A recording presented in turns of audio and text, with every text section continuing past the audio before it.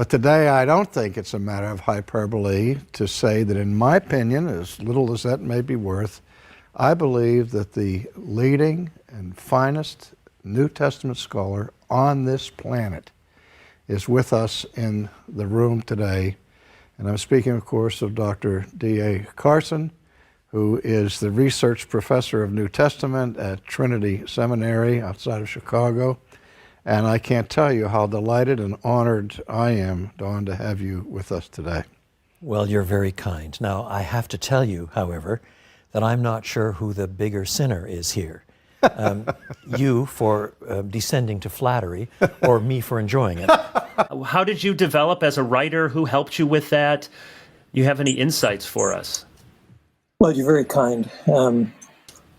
My writing has improved over the years, there's no doubt about that.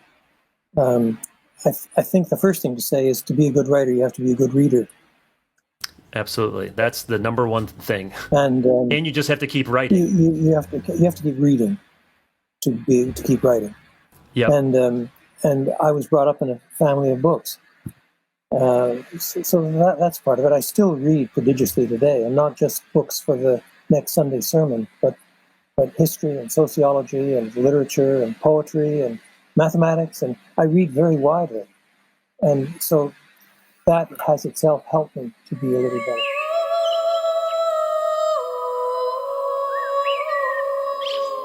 Most important thing is to read and read and read and read and read and read the text.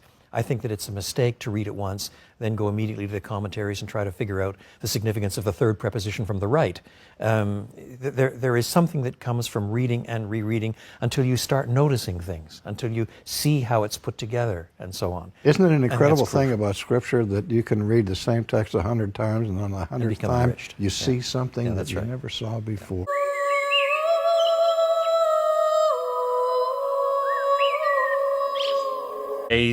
Did you do a lot of research to write each of those chapters, or you just sat down and looked at the text and stuff started to flow?